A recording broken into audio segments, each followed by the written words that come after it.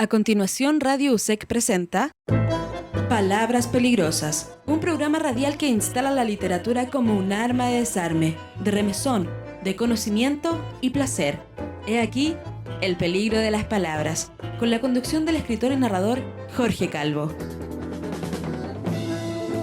Hola, ¿cómo están ustedes, queridos amigos auditores que nos acompañan semana a semana en nuestro programa Palabras Peligrosas? Un programa literario que resulta posible gracias al auspicio de la Universidad SEC, la Sociedad de Escritoras y Escritores de Chile, SECH, y Signo Editorial. Como ustedes han podido darse cuenta, en este último periodo, especialmente estos dos últimos meses, agosto y septiembre, hemos estado dedicados exclusivamente al tema que tanto ha resonado en estos días en todos los medios y en las redes. 50 años. ¿50 años de qué? Se preguntarán ustedes, ¿no es cierto? Porque ya ha pasado tanto tiempo, en 50 años los que vivieron aquello ya se van quedando cada día menos, vamos quedando un poquito ya. Y la gran mayoría es gente que tiene 30 años, 40 años, gente que no vivió aquello directamente y que por supuesto no, a lo mejor no le concede el mismo significado que le otorgamos otros. Y eso lo digo porque últimamente ha surgido una palabra que suena mucho, una palabra que a mí me costó entenderla, el negacionismo. ¿De qué se trata el negacionismo? Yo recuerdo que en aquellos años inmediatamente posteriores al golpe de Estado, cuando uno hablaba de alguien que le había pasado algo terrible, como desaparecer, por ejemplo, no faltaba la gente que decía, por algo sería, por algo andaría metido. O sea, era una manera de lavarse las manos, así como Poncio Pilato y lavarse las manos. Y hoy día se escuchan voces que dicen, no le pongan tanto, si no fue para tanto, si no fue para tanto, fue poco. Así que ya es hora de olvidar y es mejor dar vuelta a la página. Son personas que practican el arte de barrer bajo la alfombra, de invisibilizar lo que ha pasado. Y el tema de la memoria lo entienden como esas fotos que uno se tomaba en la infancia cuando iba a la playa con la parentela. Y cada cierto tiempo abren esos viejos álbumes que están llenos de polvo y soplan el polvo y miran las fotos de la infancia. Eso es la memoria. Pero sucede que esto que ocurrió en la sociedad chilena fue una herida que de algún modo afectó de forma seria todo el tejido social. Y esa herida no ha cerrado de la manera correcta, se mantiene, parece así, supura de repente, tira pus para afuera, duele de pronto. Y eso significa que no está muerto, eso está vivo. Se estaba hablando de una memoria que está viva, eso es lo curioso, ¿no? Es una memoria viva que de pronto golpea la puerta. Y por eso, especialmente la gente que se dedica a hacer literatura, los que escriben poemas, los que escriben cuentos y novelas, se encargan de mantener estas cosas actuales porque son las cosas que nos penan, son los fantasmas que asedian a los escritores. Y por eso quizá el lenguaje literario aborda aspectos que el lenguaje periodístico, el lenguaje de la historia o el lenguaje político no aborda. Y es por eso que nosotros hemos querido invitar a destacados poetas y que tienen presencia larga en la sociedad chilena para conversar con ellos al respecto de qué ha significado para ellos, que cómo lo ven desde un punto de vista personal. ¿Ha afectado su escritura, por ejemplo? ¿Está presente en su problemática literaria, en su escritorio de trabajo? Esos son los temas que queremos abordar. Entonces yo voy a presentar ahora inmediatamente, sin meter más cháchara, a los invitados de hoy. En primer lugar tenemos a Natacha Valdés, que nace en Santiago en 1950, es poeta. Estudió pedagogía en castellano en la Universidad Católica de Chile, la Pontificia. Es magíster en educación y psicoterapia por la Saint John University. Ha publicado, entre otras obras, Rescate del Olvido, Bitácora, la historia que nunca quise contar. Y tenemos también con nosotros a don Ignacio Vázquez Cases, nacido en Viña del Mar, 1963, poeta, ensayista, abogado y profesor universitario. Autor, entre otras obras, de La Margen, El lento amor de la nieve, Los derechos humanos en la encrucijada de la historia. Y nos acompaña también el poeta Rodrigo Verdugo. No está muy claro si es gótico o si es surrealista. Ahí está, en esas aguas todavía, pero con mucho conocimiento de poesía. Entonces, forma parte del comité que ha estado coordinando esta lectura y yo lo dejo con la palabra a él a ver si explica mejor que yo algún tema a desarrollar. Adelante, Rodrigo. Buenas noches y bienvenidos a todos. Muchas gracias, buenas noches. Buenas noches, Jorge. Buenas noches, Natacha. Buenas noches, Ignacio. Estamos muy agradecidos por el hecho de tenerlos presentes esta noche para conversar sobre la memoria, sobre el olvido y, como tal decía Jorge, lo que se ha instalado o lo que se está instalando muy lentamente en este país es una suerte de verdad a medias, ¿cierto? Que podríamos decir también que podríamos decir que esa verdad media viene de una suerte de epistemicidio, ¿no? Y por otra parte, eh, como contrarrespuesta a eso, nosotros hemos querido recalcar que la poesía, ¿cierto? Es una contrarrespuesta a esta verdad a medias. Y que básicamente la memoria se construye a través del lenguaje y la relación de la ciudadanía con la memoria a través del lenguaje. Pero el lenguaje también ha sido raptado, ¿cierto?, por la persuasión, ¿cierto?, por la persuasión retórica, que tiene la tarea, digamos, de convencer, y nada más que convencer. Eh, pero la poesía no busca convencer, la poesía busca simplemente mostrar. Y ahí hay una gran diferencia. Entonces, en ese sentido, la pregunta primero va hacia Natacha. ¿En qué medida, cierto, la poesía puede mediar en esta relación entre memoria, olvido, memoria y lenguaje, obviamente, ¿no? O sea, dicho de otro modo, ¿en qué forma la poesía se hace cargo, digamos, de la relación entre memoria y lenguaje en relación con lo que está sucediendo hoy en día, puntualmente los 50 años del golpe? ¿Cómo los poetas podemos responder a toda esta, podríamos decir, ya no lógica, sino política misma del negacionismo? Por favor, Natacha. Buenas, gracias por la convocatoria. Em, eh, Dicen que uno escribe para no morir. No sé quién lo dijo por ahí. Pero bueno, em, definitivamente en el sentido que estamos nosotros en los 50 años de la memoria, tenemos que escribir para denunciar, para que quede el testimonio de los 50 años, porque a los 100 años ya la memoria va a estar bastante confundida. Y Buen punto, como sí. dicen que la historia la escriben los triunfadores, y aparentemente los triunfadores eran los otros, y nosotros teníamos que estar muy calladitos. Bueno, estuvimos callados por 50, por 40 años, por 30 años. Ahora hay que contar, tenemos el deber con las generaciones futuras, si es que hay generaciones futuras, porque como vamos con el planeta, lo dudo, pero tenemos el deber de decir nuestra verdad. Y en ese sentido, el testimonio es muy importante.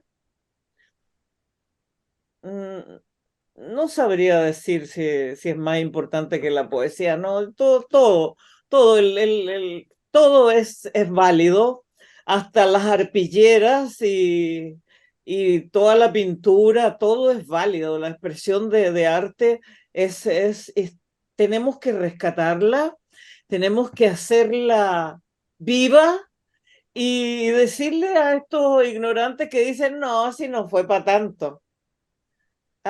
No, y otros dicen, ay, pero si ya pasó, pues ¿para qué siguen hablando de lo mismo? Claro que tenemos que seguir hablando de lo mismo.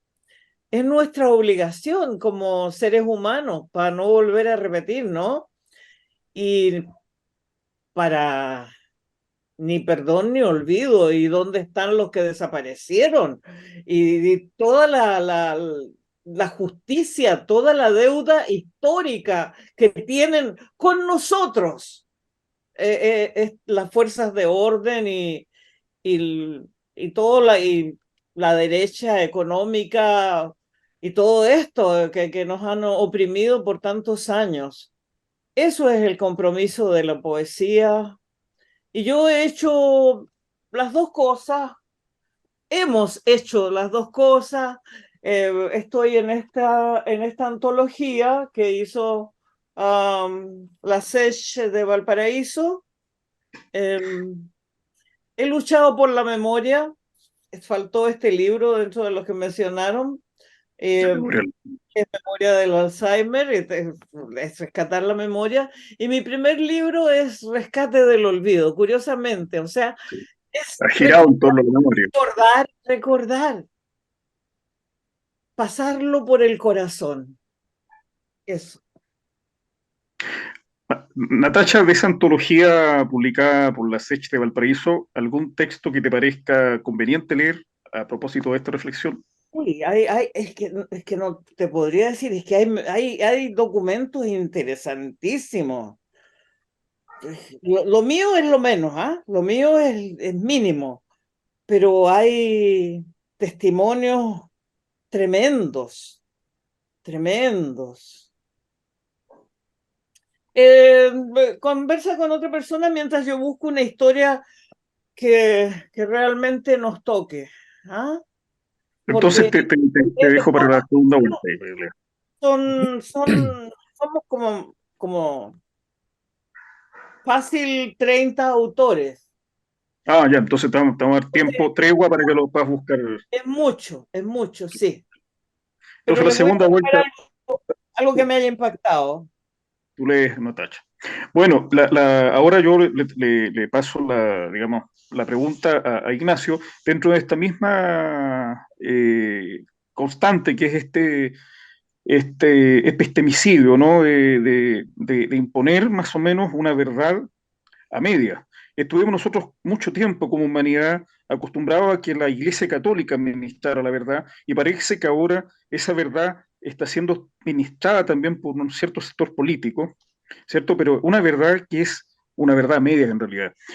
Pero uno podría decir también que frente a esta verdad media, ¿cómo el lenguaje puede responder si el lenguaje en cierta medida también es artificio o ficción? ¿Cómo se resuelve ese conflicto, Ignacio, desde tu punto de vista? Bueno, Rodrigo, primero, agradecerte la invitación, agradecer a los amigos, a Natacha, con quienes estamos compartiendo este momento. A ver, severa pregunta la que me haces, Rodrigo, porque no es fácil de responder. Por cierto, está cruzada por una serie de ejes, ¿no? De significación que habría que buscar tanto en lo histórico como en lo estrictamente semiótico, en fin. Yo me atrevería a plantear una respuesta que apenas es una tentativa de respuesta, no pretende en ningún caso dar cuenta de manera total eh, respecto de la pregunta que tú me haces, pero al menos una tentativa de respuesta ojo, una verdad a medias es una media mentira, en realidad. Entonces, en Buen ese punto. juego, ¿no? De claroscuros, de verdades a medias y de medias mentiras, yo me atrevería a avanzar con lo siguiente. Ustedes recordarán que Heidegger sostiene que el lenguaje es la morada del ser. En un opúsculo muy hermoso que él escribe, después del horror de la Segunda Guerra Mundial, en Lettres sur l'humanisme, en el Carta sobre el humanismo.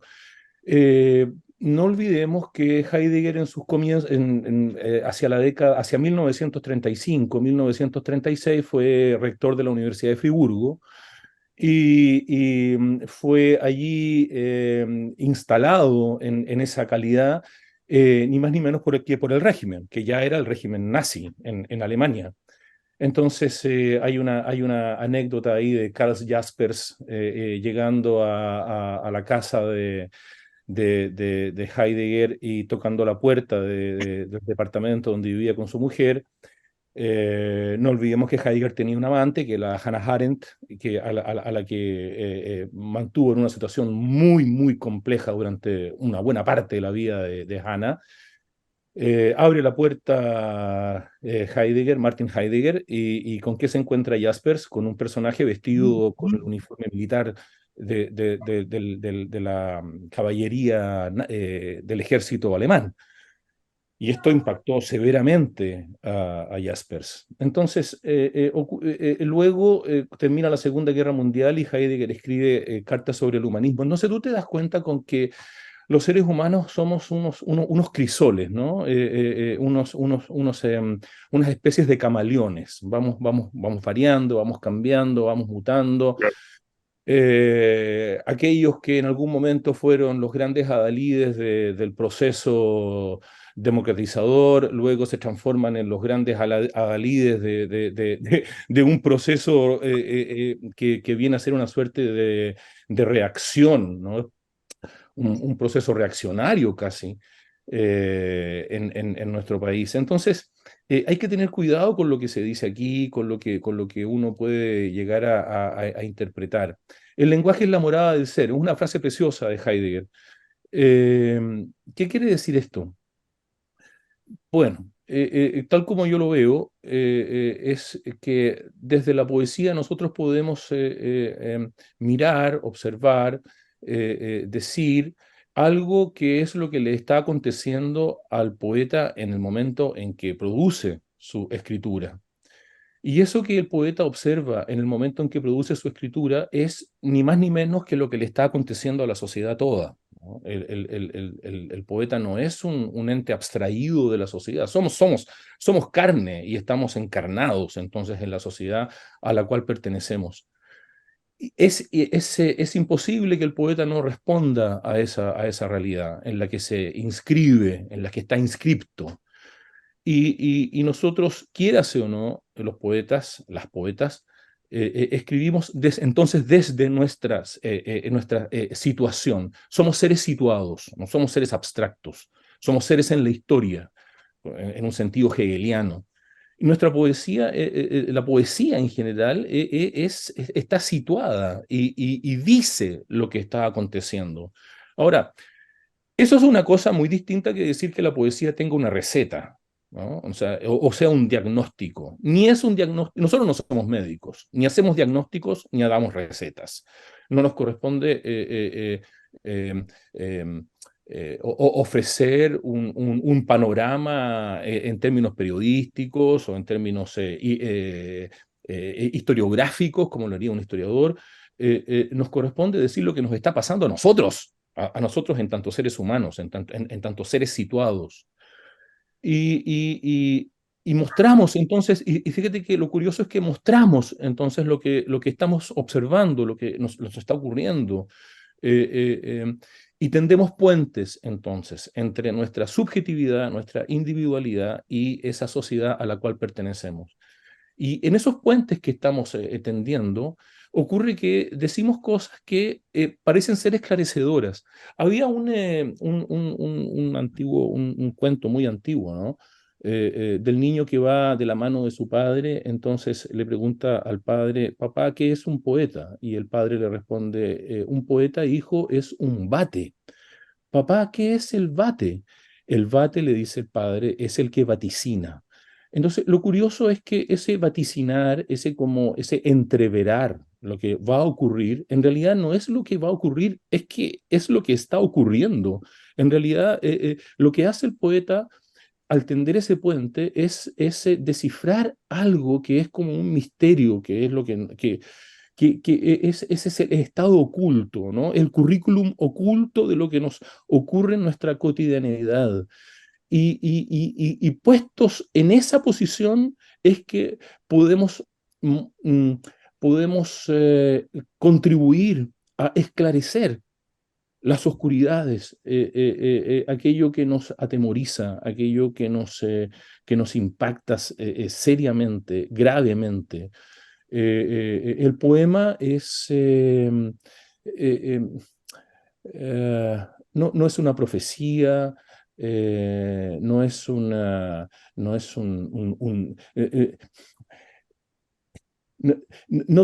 no, no descifra, solo muestra. Y en ese sentido, lo único que se le puede exigir al poeta, a la poeta, es su absoluta honestidad, una honestidad total. El poema, para ser poema, necesita ser completamente honesto, totalmente honesto. Y en esa honestidad ocurre que se arrastra a la sociedad en la que ese poeta está inmerso. Y entonces el poema, al arrastrar esa sociedad en la que está inmerso, lleva consigo toda la tristeza, todo el sufrimiento, todo el dolor que esa sociedad está viviendo, está padeciendo, ¿no? O de la que está dolida. Eh, eh, el lenguaje es la morada del ser. Si eso es cierto, si el lenguaje es la morada del ser, el poema, como la primera clave del lenguaje, es entonces el modo en que el sujeto se instala en su vivir, en su cotidiano. Y ese cotidiano, en el caso de nosotros como chilenos, como ciudadanos, más que como poetas, en un momento dado, en nuestra historia patria, fue mm, desgarrador. Y entonces no es raro que tengamos una década del 80, una década del 70, con una tristeza cruzando toda la producción poética que es propia de aquella época. Una tremenda tristeza, un dolor enorme. En los textos de Enrique Lin, en los textos de Maqueira, en los textos de Rodrigo Lira. ¿Qué es lo que observamos allí? Observamos dolor, un dolor, un sufrimiento enorme, pero es por lo que te estoy diciendo, es porque el poeta está instalado en su cotidiano, en su sociedad, porque está instalado en sí mismo, en su propia subjetividad, y porque el lenguaje, que para el poeta es su primer instrumento de comunicación, y su instrumento por antonomasia, ¿no? No puede sino ser un reflejo de ese dolor y ese sufrimiento. El poeta no va a dar ninguna receta, insisto. No le concierne al poeta dar recetas de solución. Eso tal vez podríamos dejárselo a los poetas, o sea, perdón, a los políticos bueno, George Bernard Shaw dice una serie de cosas acerca de los políticos que yo prefiero callármelas aquí porque, claro, para no entrar en dificultades. Solo me recuerdo algo que decía Montaigne, ¿no? Y hay que siempre lo tengo yo como una especie de cuadrito en el cabezal de mi cama. Eh, la política, decía Montaigne, la ideología, más bien decía él, es como un asa, es como un caldero con dos asas. Tú lo puedes tomar por la izquierda o lo puedes tomar por la derecha. Lo importante, decía Montaigne, es que lo tomes por la asa correcta. Bueno, una Ignacio, paradoja, ¿no? una excelente dilucidadora tu reflexión y aclaración también del rol y del papel de la poesía. ¿Algún texto, digamos, que quieras compartirnos en la línea de esta reflexión? Sí, pero no quisiera que Natacha quedara con la palabra, a lo mejor No, está... después volvemos, Natacha. Después volvemos, sí. Volvemos con ok, Sí, por ok, supuesto. mira. Bueno, Hay un eterno eh, retorno, Natacha, ahí. perfecto, ok, ok. Eso es muy borgiano, ¿no? El eterno retorno, el Ouroboros. Oye, mira, a ver, me hubiera encantado de haber tenido aquí mi librero, en fin. haberles leído algo de La Margen, que creo que es un texto que es un texto muy ochentero, ¿ah? Pero también creo que es un texto muy actual. Bueno, tú lo conoces, Rodrigo, La Margen. Pero también conoces mi último libro, que es un libro que acabamos de presentar además con nuestro querido poeta infrarrealista Bruno Montané. Tú conoces a Bruno Montané, ¿no? Amigo de Roberto Bolaño. En fin, lo acabamos de presentar en Barcelona, que es la construcción. Y entonces, claro, son momentos distintos, épocas distintas, pero como uno en el fondo, como decía Borges, uno escribe un solo libro a lo largo de su vida, pero solo que en distintas ediciones. eh, em, la construcción también es tributaria de La Margen, y algo en ella hay, algo en la construcción hay de La Margen. Entonces, acabo de seleccionar dos textos breves, porque La Margen, bueno, la construcción tú la conoces, Rodrigo, creo que te lo mandé, ¿no? Eh, es un libraco, tiene Sí, 140 páginas, en fin, es enorme. lo Eh, tengo. De la lo tienes. gentileza de regalármelo, sí. Sí, sí. Entonces, mira, pero hay dos textos de la construcción que me gustaría leerles, y que tienen que ver siempre en esta clave enigmática, ¿no? Porque la poesía no tiene que ser explícita, no tiene que explicitarlo todo. Esto no es una esquela para mandarle a la polola, ¿no? O sea, la poesía es un asunto muy serio, como decía Yves Bonnefoy. Y la poesía es un asunto muy serio, quiere decir que debemos ser muy responsables con lo que decimos y cómo lo decimos, además.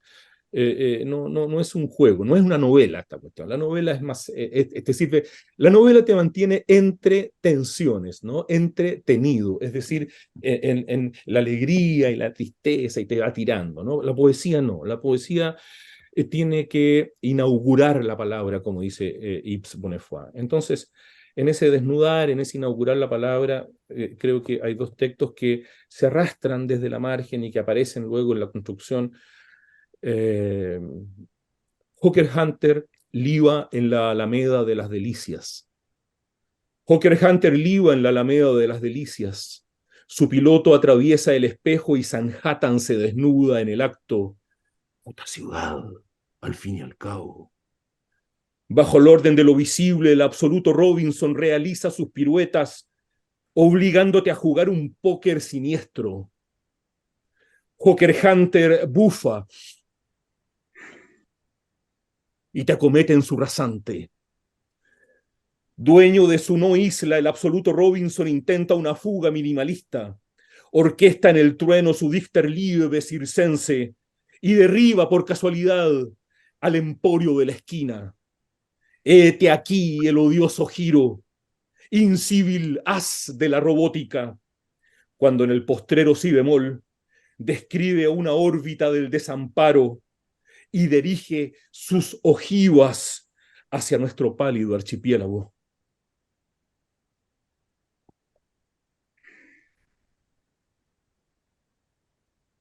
City Zoo. Héctor llora Troya desde la abadía de Westminster y Diana es decapitada por un jeque lascivo bajo una luna de ultratumba. Sammy Davis Jr. y Dean Martin hablan chorradas y trafican papelillos en completa intemperancia etílica, medio asfixiados entre las piernas de topleteras de mala muerte en un bar de la calle Franklin. El saxo de Coltrane aúlla trinos incomprensibles en un giro demasiado moderno, convencido del poder sanador de su ontología, hecha de amores perecibles con mujeres duras como gallinas. Rodríguez Zapatero y Sarkozy, en un acto insólito de pura compasión, revelan pasadizos secretos en el Alcázar y el Louvre, donde delincuentes imberbes fuman hachís, remecidos por iluminados analfabetos. Por eso, solo por eso, se inicia la enésima reforma del sistema previsional. Oh, welfare state. El animal humano ha dado tanto por estas obras de piedad colectiva. En esta zona del planeta no merecíamos tanto odio. Apenas nuestra cama seca, un vaso de leche tibia y el silencio. Sin embargo, me preparo para el tsunami que precederá el fin de los continentes. Dibujo peces que brillan con luz propia para reconocerme cuando el sol sea un viejo recuerdo. Recolillo, colillas, para un futuro huiro de alquitrán, enciendo velas que apaciguan mi nostalgia. Pregunto al espejo y olvido qué. Leo el tarot y Heraclio Fournier comparece vestido de monje trapense con ciática. Dejo en herencia mi colección de cordones de zapatos. Escribo que Héctor llora Troya. Ejercito el lenguaje de señas mediante inmersiones en poesía catalana. Diseño una máquina fantástica para alcanzar el límite de lo posible. Y decreto, queridos amigos, la absolución de locos, putas y presidiarios. Muchas gracias, Ignacio, por estos contundentes textos. Y quería simplemente, como prueba de gratitud hacia ti, comentarte que como parte de este evento también está planificada una antología de poesía. Por lo tanto, ahí van a ir textos de la margen. Ah, qué bueno, me alegro mucho. Ahí Es van un a ir. bonito texto ese, es un feroz texto en realidad, más que bonito, feroz. Para mí, la margen es un texto capital de la poesía de los 80. Te lo, te lo, yo lo reconozco así. Muchas gracias, Rodrigo. Y ahora aprovecho de decirlo acá públicamente, desde mi perspectiva de lector de poesía chilena y poeta de los 90, ¿no? Gracias, Ignacio. Muchas Gracias a gracias. ti, Rodrigo. Gracias a ti, gracias, Natacha, gracias. Gracias otra vez, Ignacio. Natacha, ahora el texto tuyo. No, es que les dije que mi historia era lo menos interesante y pienso que parte de la historia de Vivian Montesino es interesante. Es demasiado largo, esto es testimonio. Así es Pero, que ¿algún poema voy a... tuyo que quieras compartir Claro, como, sí, ¿sí? ¿Sí? relacionado con la memoria? Le iba a leer esto, pero bueno, sí, mío, por supuesto, bueno, esto, si me dejan compartir pantalla, Sí, por supuesto. les, les leo la mención honrosa en Canadá con respecto a la poesía de los 50 años. Aprovechamos de felicitarte, además. Gracias. Eh, Es una mención deshonrosa, pero bueno, algo. ¿Quieres compartir pantalla? Sí, es más fácil para ustedes, porque si les leo yo, Sí. Ah, solo habilitar la función de compartir pantalla. Inhabilitó la función. Es yo te Jorge quien tiene que habilitar. tengo que hacerte anfitrión ahora para que tú puedas. Abajo, Ahí va, al verde, al hazte medio. anfitrión. No, aquí mira, yo te hago anfitrión ahora y tú puedes. Ahí está. Tú eres el anfitrión en este momento. Tú puedes subir lo que Ya quieras. está, ya está, perfecto. Perdida, Pache. Ujú. Mm, Ahí apareció, ¿Apareció? sí.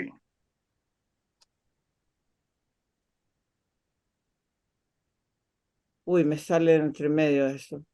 Bueno, no sé si ustedes vamos a...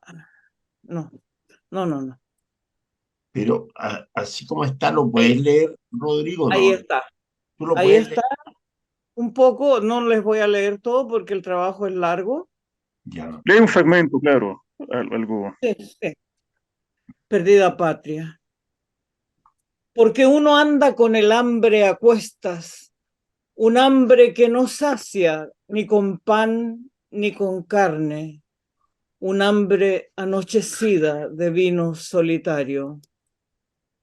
Uno anda Martínez o Poblete, anda Vivaldi o Pavarotti, anda simplemente perdido por cementerios, tomas, poblaciones, entre perros vagos y zapatillas de marca, tapando la miseria con celulares y ropa americana, con el último ritmo discordante que ensordece a jóvenes y espanta a gorriones, alondras, bandurrias, cóndores y murciélagos. Pero aquí en la Pobla solo hay cerveza y hierba, la crecida ignominia, la vergüenza, la trampa, una enredadera de zarpas y traiciones, negando el agónico aleteo de la historia. Despojados de patria, erramos por desiertos, poblados de otras lenguas y culturas, hasta el día del no, y otros días que parecían amables. Echamos raíces en cualquier puerto, prendidos a las rendijas del barro, yuyo pertinaz, pero no somos ni de aquí ni de allá. Nos cortan las raíces, nuestros muertos flotan hasta playas extranjeras, volviendo a alimentar la tierra de esperanzas, junto al canto perenne de Mans y Yapu, Inti Illimani, Violeta, Víctor Jara, Quilapayún. Bueno, yo creo que con eso basta para que no quiero hablar tanto de mí ni de mi poesía, pero es el sentirse que nos quitaron una patria y anduvimos buscando patrias por el mundo y volvimos y tampoco era mi patria. Eso es, no sé, ¿a dónde me Claro, voy? tú estás en un profundo desarraigo, ¿no, Natacha? Tu Mm, poesía es un profundo desarraigo, ¿no? sí, Como sí. tópico también que tú lo has trabajado. Te agradecemos mucho la lectura de ese texto y bueno, Jorge, ya casi en el cierre, algo más que agregar, digamos, que tú quieras decir, Jorge. Claro, fíjate que me parece tremendamente interesante, iluminador, todo lo que se ha vertido aquí como concepto y también como poesía, ¿no? No es mi experticia la poesía.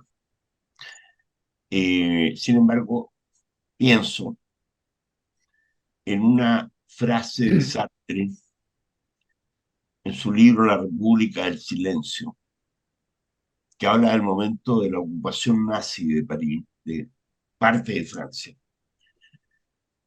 Y dice que los medios normales de información, como es la prensa o los libros de historia o las referencias objetivas a lo que sucede, podían dejar constancia de lo que estaba ocurriendo, dice. Pero nadie hablaba, dice, de esa sensación en la guata, en el estómago, cuando en medio de la noche un automóvil se estacionaba fuera de la casa de uno y se escuchaban los portazos de los automóviles y las botas subiendo por las escaleras. Esa dimensión de lo que se siente en la vivencia misma es algo que sale, que se expresa y fluye en estos textos, ¿no? No es el pretender entenderlo racionalmente, ni el comunicar racionalmente, es dejar simplemente una especie de constancia, ¿sí? Esto pasó, esto sentí. Y es ahí donde yo creo que los textos literarios, voy a hablar en términos generales, textos literarios, poesía o cuento, novela, de esta época, de este periodo, de estos 50 años, han recogido una parte de la historia que normalmente yo no he visto a nadie más que la refiera. Normalmente cuando escucho hablar a los políticos hablan de cifras, 5.000, 10.000, 12.000, tantos desaparecidos, tantos torturados, tantos exiliados, pero pareciera que esas cifras no reflejan realmente lo que está ocurriendo ahí dentro, lo que está ocurriendo a nivel humano. Son cosas abstractas, son cosas abstractas que parece que ponen más distancia entre lo que es la experiencia vital humana, lo que nos ha tocado vivir. Y más encima, como nos seguimos entendiendo entre nosotros, porque somos todos sobrevivientes de esto. Algunos con más suerte, otros con menos suerte, pero somos todos sobrevivientes de lo mismo. ¿Sabes qué? ¿No? Si me permites interrumpirte, a propósito de Adelante. lo que, a propósito de lo que estás diciendo, me surge algo que es bien terrible, fíjate. y que no podemos olvidar y que debemos colocarlo encima de la mesa porque tiene que ser una carta con la que debemos jugar también y no podemos obviarla. Me parece que sería extremadamente de una ingenuidad eh, eh, eh, sancionable, ¿ah?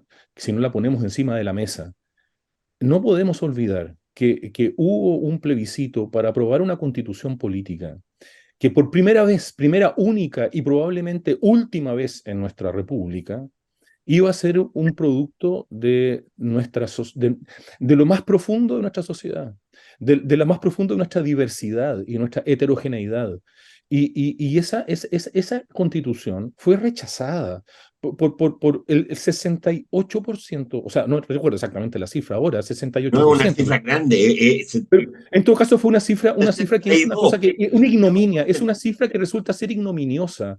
Y, Claro. y luego vino una segunda creación de un órgano encargado de una nueva constitución. Y ocurre que, por favor, en esa segunda oportunidad, la mayoría es una mayoría elegida por el pueblo republicana. Entonces, no nos podemos olvidar de esto. Y me hace pensar en una canción maravillosa, que es un monstruo grande y pisa Pisa fuerte. fuerte, claro. La pobre Ese es un inocencia de la elemento, gente. es un elemento con el que tenemos que jugar y no podemos seguir obviándolo. Necesitamos colocarlo encima de la mesa y yo no lo escucho cuando entramos en estas reflexiones, en estas conversaciones. Parece ser que eso no hubiera ocurrido y no estuviera encima de la mesa. Hay que explicitarlo, hay que hacerlo expreso porque es absolutamente necesario. Es el monstruo contra el que estamos jugando. Es un riesgo cotidiano. Este es un arriesgarse cotidiano.